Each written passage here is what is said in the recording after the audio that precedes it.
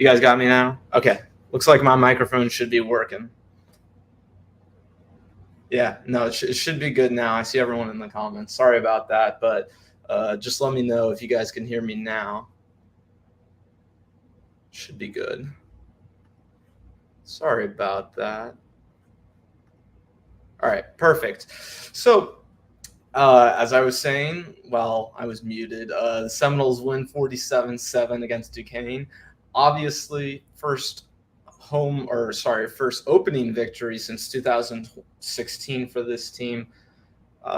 This is kind of what I think most of us expected out of this Seminole squad for this first game. They needed to do this. I mean, certainly after last year and the experience with an FCS team, the Seminoles needed to plant their foot on this game. Unfortunately, though, the Seminoles did not cover the spread, only by 2 points, though. So, Vegas is always getting it right on the mark. But for the Seminoles team, I think, the big thing to start out with is, like I said, they needed this. They absolutely not only do they need to win this game, they need to win this game in convincing fashion. And I think, this game isn't going to be the game that you look back on it this season and say, we learned so much about this Seminoles team.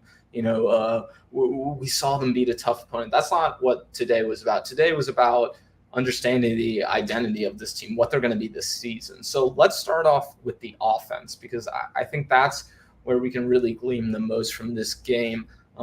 This is going to be a very efficient offense this year. The Seminole squad is going to be focused so much on running the ball that they don't need Jordan Travis to do what he had to do the last 2 seasons, where he would have to be Houdini in the backfield, having to make a play because his wide receivers couldn't win one-on-one. They had so much trouble on the offensive line game to game. He would be getting hurt. And obviously there's still that worry with Jordan Travis. That's going to be the biggest thing this year is, will he stay healthy? If he does, this Seminoles team should be very good. They should be about a 7, maybe an 8-win team, but they have a pretty tough schedule for ACC standards. So I think when you look at this team overall, looking, into the future, kind of taking a macro view of this game, this was an important stepping stone to establish this team, right? This team is going to run the hell out of the ball. We saw them, I think, finish the game with about 400 yards on the ground. You had, obviously, the 3 backs who were just electric in this game. Lawrence Toafili, Trey Benson, and Treshaun Ward. They were all awesome. Just looking at the stats over here, both Benson and Ward finished with better than 9 yards per carry. All 3 of those backs, though, finished with over 100 yards. So, you might not get this every week from the Seminoles team. They're not going to quite dominate the ground like that. But I think the important thing with the running game that we saw today is that FSU is going to be able to control the tempo of games, right? They're going to be able to lean on that running game and only use Jordan Travis's abilities when they really need to. I think the thing that I really loved about the passing game today was they didn't ask Jordan Travis to do a ton. They asked him to be efficient. They asked him to take a few shots, which he did a really good job with. We saw a few deep balls from him, one to Johnny Wilson, one to Quintron Portier. So I think for the Seminoles, establishing this rushing offense, they need to control games like this moving forward. They need to control the line of scrimmage. They need to control the clock, really. It is all about the clock for the Seminoles because I'm a little worried about the Seminoles defense. Not too crazy worried. I think, there's not a lot to take away from this game in terms of the defense. But, I think the Seminoles offense just showed how strong they were. And I think they played a lot better than the defense did today, minus some quarterback play from one Tate Rodemaker, which we'll get to in a minute. But, Jordan Travis is the guy this season. This is his team. They've built the offense around him. And you like to see this team being able to accomplish a lot on offense without leaning on Jordan. If they can do that, in some more important games against an LSU next week, right? If they can control the ball against LSU, get up early by a score or two, and just ask Jordan to be efficient, ask him to make a play here and there.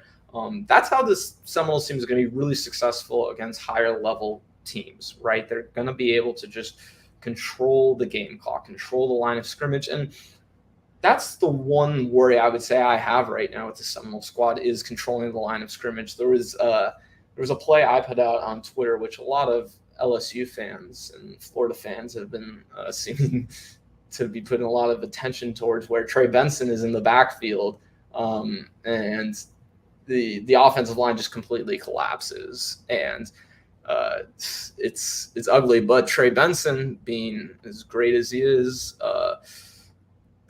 just showed his ability in that backfield, breaking all those tackles. I really think Trey Benson is going to be the running back one for this team. So let's take a look at this play that I'm talking about with Trey Benson. I mean, obviously the offensive line collapses, but those are the types of plays we saw from Trey Benson this game, just breaking tackles. PFF does all this tracking for broken tackles. I'm going to be really curious to see just how many Trey Benson finished with. I mean, this is another one of those runs from Trey Benson where it's like, oh, that guy has him there, that guy has him there, that guy has him there, and that's a first down. And I think there's another really, really great one from Trey right here. I was just really impressed by him more than anyone else on this team today. I already kind of, going through spring camp, fall camp, seeing just how good he has been. He's been the running back one in my mind as long as he gets the carries. But to be honest, this Seminoles team doesn't need a running back one. That's not Mike Norvell's style. And I think given the backfield that they have this season, that shouldn't be their style, right? They have Toafili, who's great in the passing game. They have Benson, who's your big, fast, strong back who can just do everything as a broken tackle machine.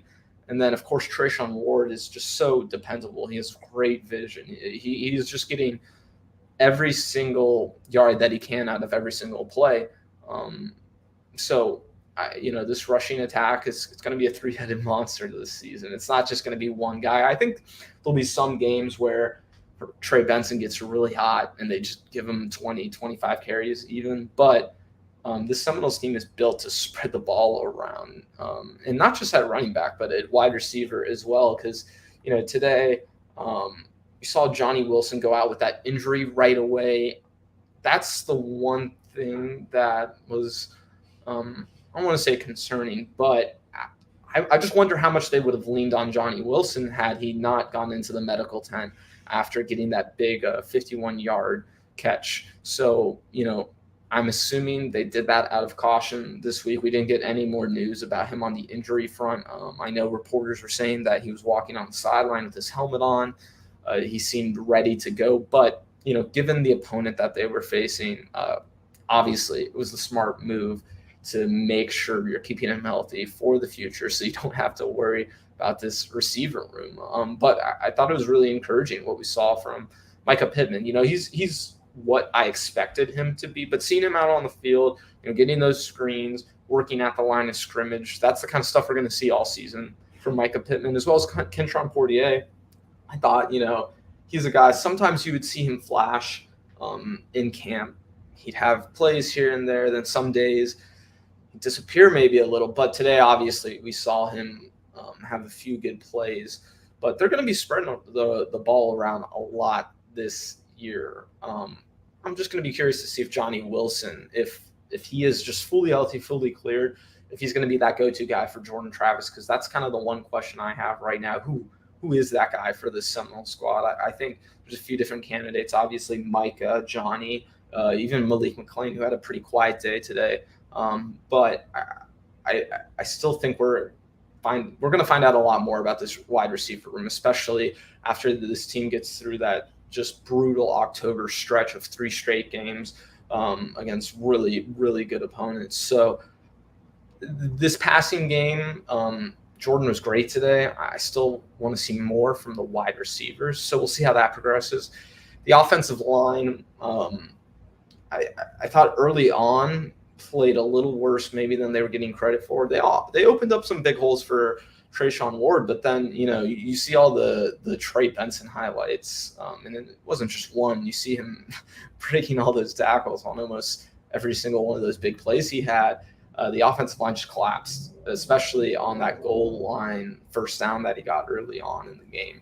So with this offensive line, they need to get a little more healthy. I'll be curious to see what it actually looks like once they have everyone that they're waiting on right now. Obviously, that center position is kind of, you saw today they put Dylan Gibbons in that center.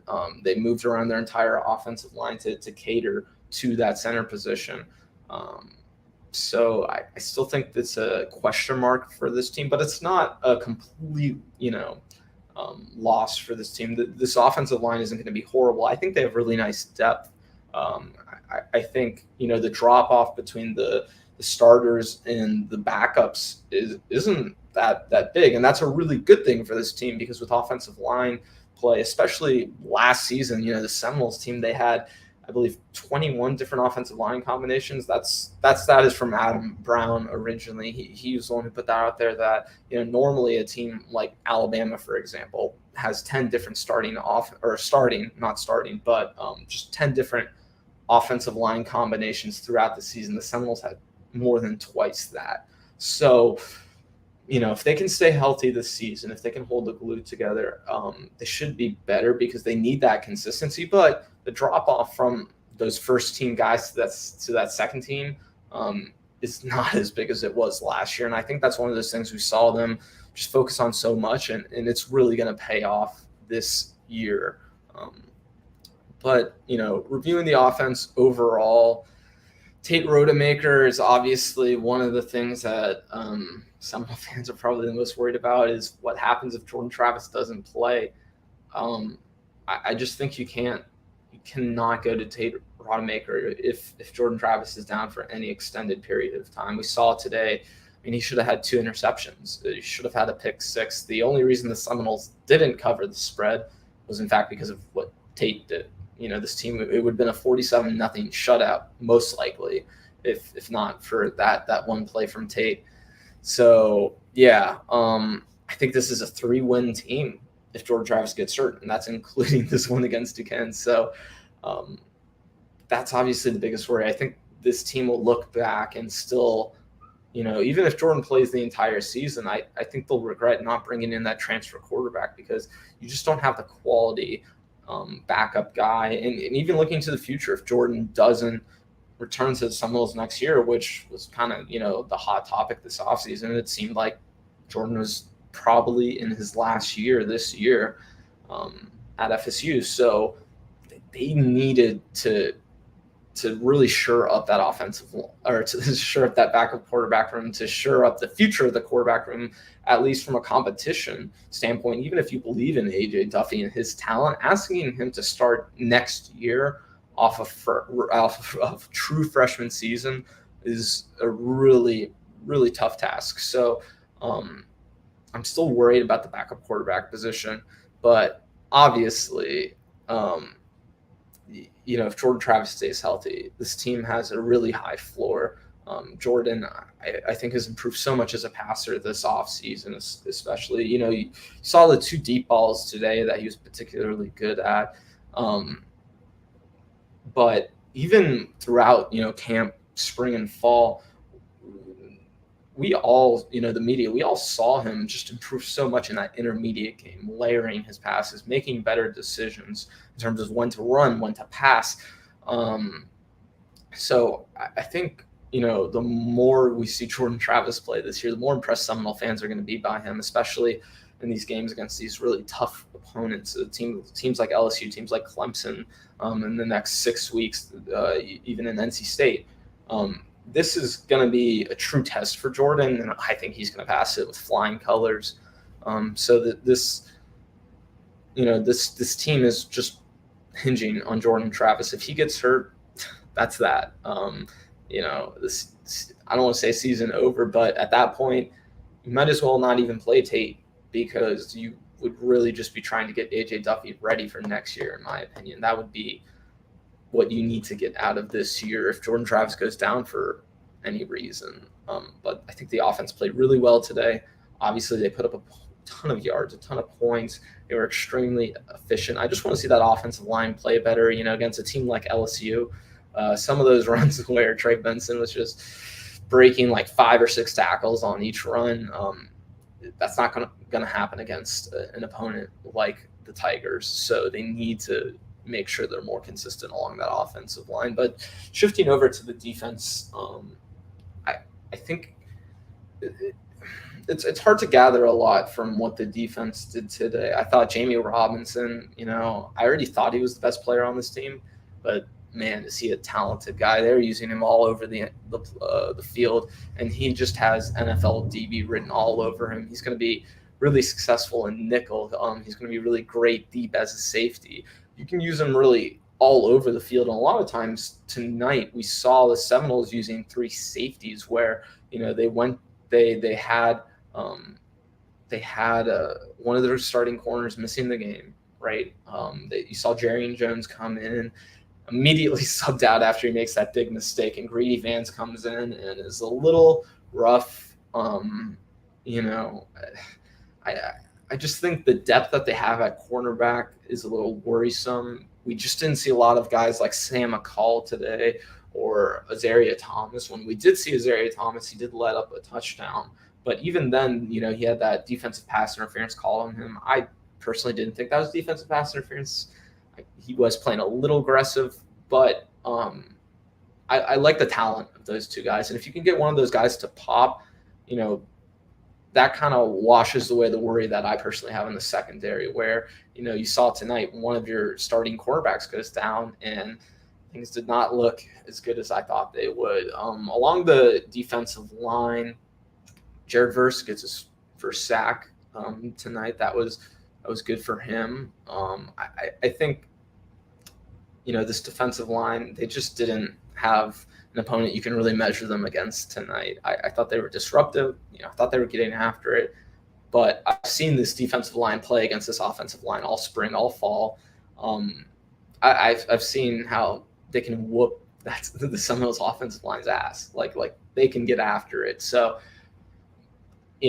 this defensive line, we're going to see just how good they are in the next month and a half. We're really going to get a good measure on exactly where they are. Looking at the rest of the defense, obviously that linebacker unit, there were a few.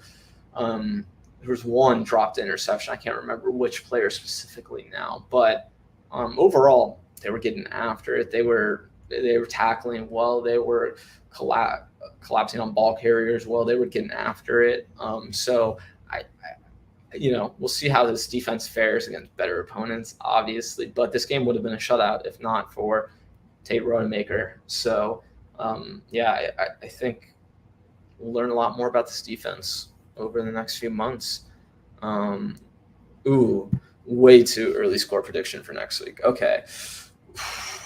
Gosh, I think LSU, the big question with them is obviously what the hell is going on at quarterback. You have the presumed starter retire before he even plays for the Tigers.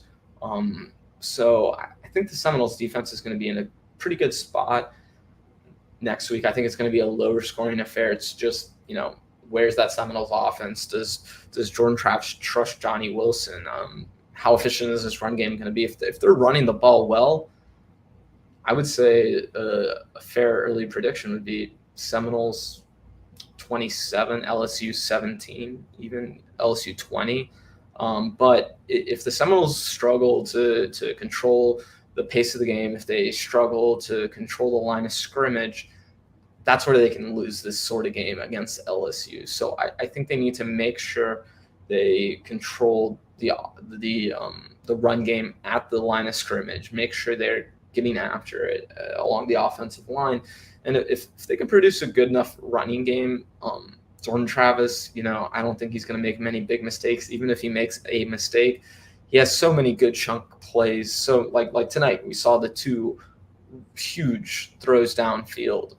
So he can really make up any mistakes he might make throughout a game. I think this is going to be a close one, though. More realistic, I think Seminoles win 24-20. So, I wouldn't be surprised if LSU wins this game next week. I wouldn't be surprised if the Seminoles win. It's just going to be a turnover here or there, controlling the line of scrimmage on both sides of the ball for both teams. So I think if the Seminoles win at the line of scrimmage, they should win that game, even with a mistake here and there. LSU is going to be a better measuring stick for the Seminoles team, obviously against a team like Duquesne. It's just so tough to judge really where they are. But if you enjoyed this tonight, make sure you go check out all the work we're doing over at Tomahawk Nation. You can read tons of analysis right now about this game over at Tomahawk Nation. Make sure you check us out on Twitter as well.